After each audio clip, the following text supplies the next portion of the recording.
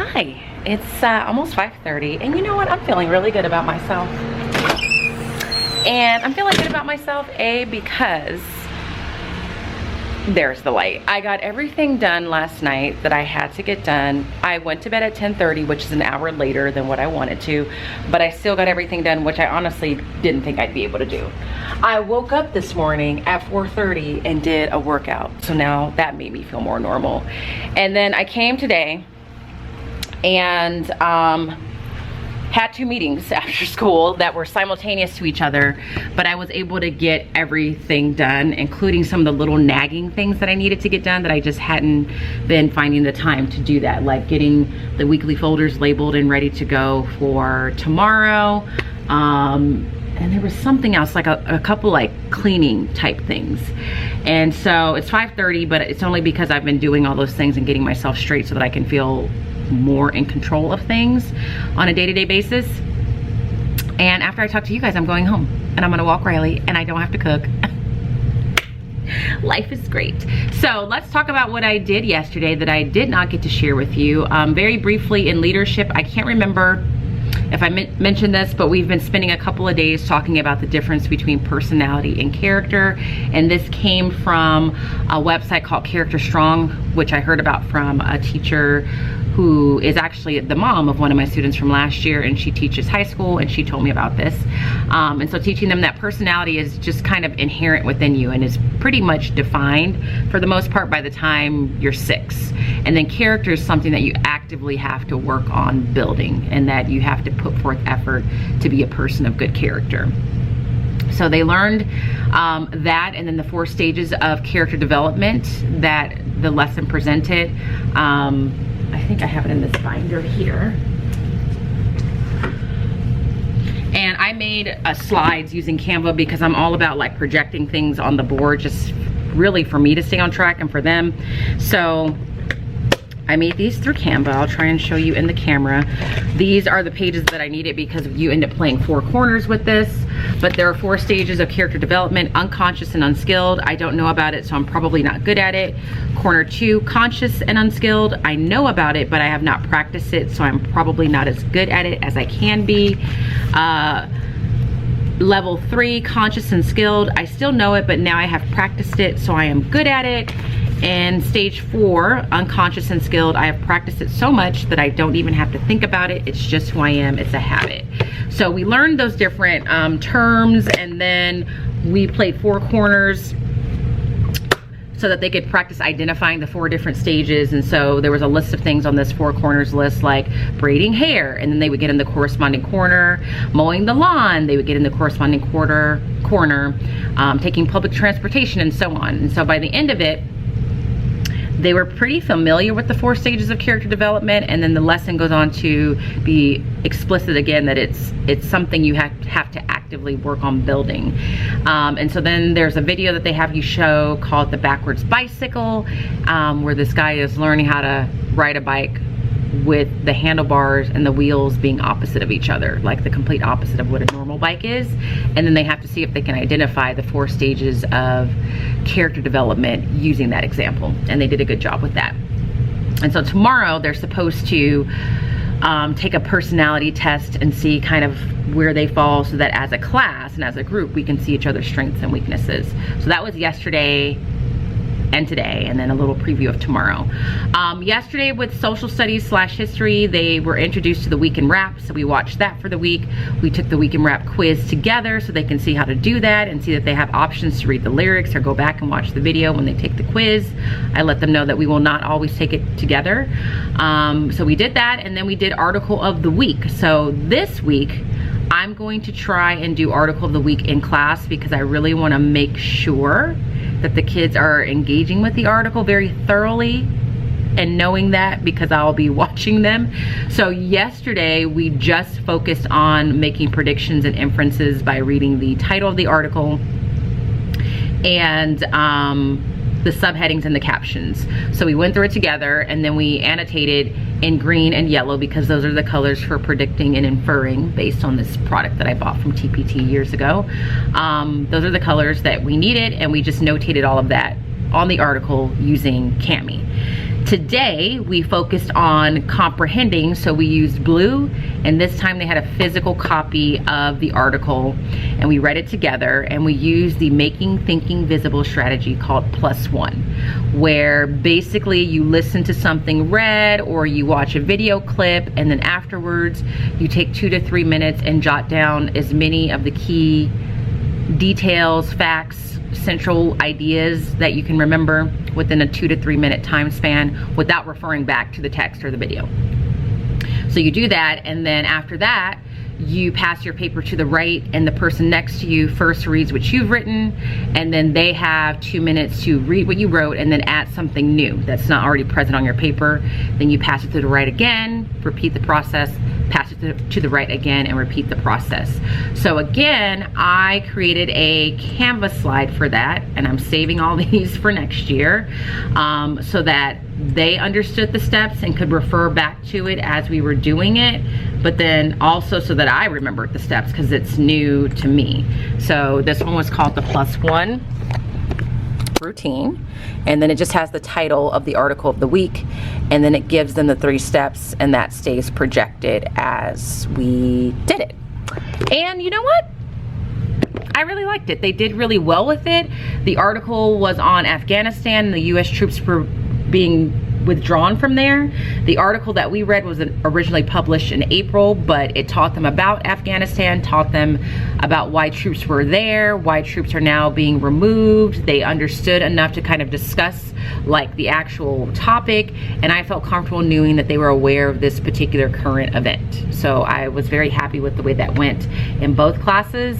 And then tomorrow what we're going to do is I think this strategy is called the leaderless discussion, and this strategy focuses on questioning. So now we're reading the article again with the purpose of questioning in mind as we read. So today I printed out the article and we did that together because I wanted them to physically be highlighting, and then I'll do the same for tomorrow. So that is what I did in history yesterday and today. Let me make sure. Yes, and then for language arts, we're finally gonna start getting into Study Sync. We didn't do a ton yesterday. I showed them a TED Ed video called How to Make Your Writing Suspenseful, and reminded them that Unit 1 of Study Sync is going to ask them to write an original narrative that is suspenseful in some way. And I showed them this video that gives tips on how to make your writing suspenseful. And then I created a quiz using a Google form, using the questions that are on the TED Ed video, to make sure that they were paying attention and also practice the skill of listening, like, you know, making the video useful or productive in some way. So I showed them the Google quiz first, or the Google form, or whatever, and told them these are the questions that you're going to be asked. Let me see, here it is. These are the questions you're going to be asked, and so as you're listening to this video, these are the notes that you want to start jotting down. So we went through the questions, and again, these are questions that came from TED Ed. I just transferred it into a Google form to make life easier for myself, and told them your goal is to, your goal is to take the notes you need to answer those questions, okay? And so they did that, and then for both classes, after the first viewing, I asked them, do you all feel like you have all the answers to the quiz questions? The vast majority said no, so then we watched it again, which is good, because that means they recognize I got some of the information, but not all of it. So both classes wanted to watch it twice. They didn't feel the need to watch it a third time. And then I let them take the quiz as a group. I haven't checked the scores yet, so I don't know how they did, but they were really discussing it and they were diligently taking notes. So that is what we did with language arts yesterday. Today, my plan seems to have worked really well. So today I showed them a video on the book.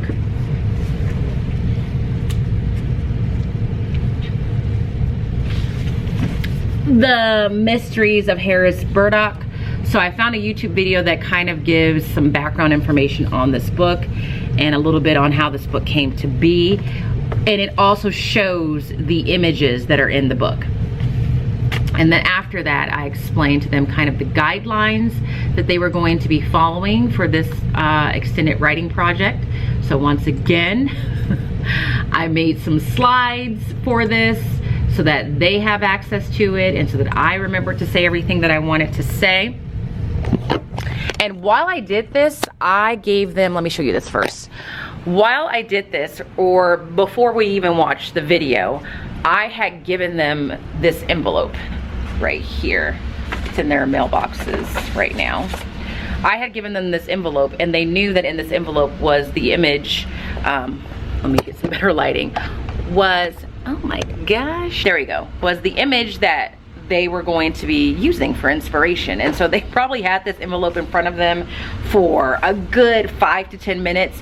And I didn't intend to do this, but it really worked. And I'm like, you should purposely do this from now on. Them having that folder for so long and seeing the images from that YouTube clip gave them time to kind of be attached to a certain image that they were hoping to get. So by the time the video ended, they were like, can we open the envelope yet? Can we open the envelope yet? And I was like, no, not yet.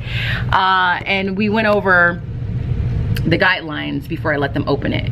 I don't know why I just put you down, because now I gotta pick you back up. So I made this, again, in Canva. Just tells them this is your extended writing project. It's narrative writing. It says your inspo, The Mysteries of Harris Burdock. You will use an image and corresponding quote from the book, The Mysteries of Harris Burdock, as inspiration for your story. Your narrative must incorporate the image provided and the corresponding quote. General guidelines, your story needs to be a minimum of 500 words and a maximum of 1,000. I will not read past 1,000 words. And then we talked about why. Story elements must be evident when I read it. Limit to 3 characters, because really once kids go past 3 characters, the stories become a hot mess. And that dialogue must be included. And then I let them know that I will be providing lessons on different elements that are required, and you will complete the narrative in stages with guidance along the way. And what slide was it? Did I read that? Just making sure they knew that the image they selected had to somehow be apparent at some point in their story. Like there had to be something that happened in their story that explained what that image was about. And so the excitement, the highs and the lows kids were experiencing.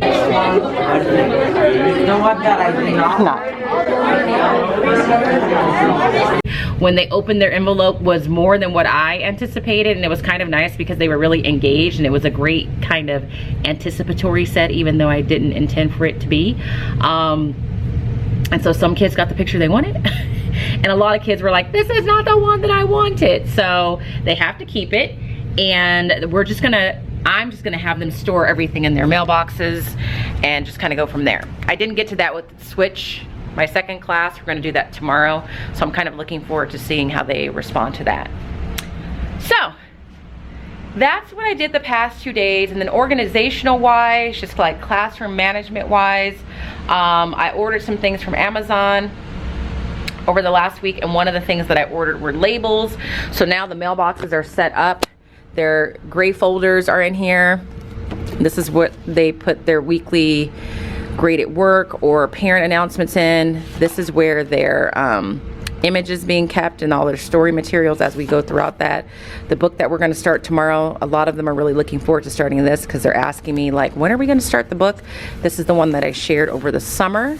We're going to just read together, called All Your Twisted Secrets, and all that's going to be stored in there. So that is what we did, and I just feel accomplished for the day. There's certainly things I need to do with the house, but I'm going to do that from the comfort of my own home. And that's it. So I'm gonna head out. I am gonna show you what I bought from Amazon if you're curious for my classroom. This is more for staff. These are just lights and sounds buzzers. I would like for us to have competitions at staff meetings, but now I don't know when that's gonna be able to happen, because now we just got an email saying from this point forward and until further notice, all staff meetings have to go back to being virtual because we have COVID cases on the rise because the Delta variant. Also, speaking of which, as of tomorrow, I have to put all my tables in rows. I have to take them out of groups. So that's disappointing. So I got those buzzers and some house shoes for my classroom, because you have days that you just want your shoes to be off. And these are the same ones that I wear around the house. I have a gray pair at home, and so I bought this pair for my classroom, and we're going to put them right in here. And those will just stand there for those days where I can't and my feet can't. So that is it. Feeling good. I'm heading home. I'm gonna just make sure I have a little list of things to accomplish tomorrow. But if you enjoyed today's vlog, or if you're just happy for me for having a good day, or if you're just happy that I got up and I got my morning workout in and I'm starting to feel normal again, or if you're just happy I get to go home and not cook, please give this video a thumbs up. If you're not subscribed, make sure you subscribe. If you are not following me on Instagram, make sure you head over there and follow me at Smarty Style. And as always, I hope that you guys are well. And if you're not well, please be well. And I will see you guys tomorrow. Bye.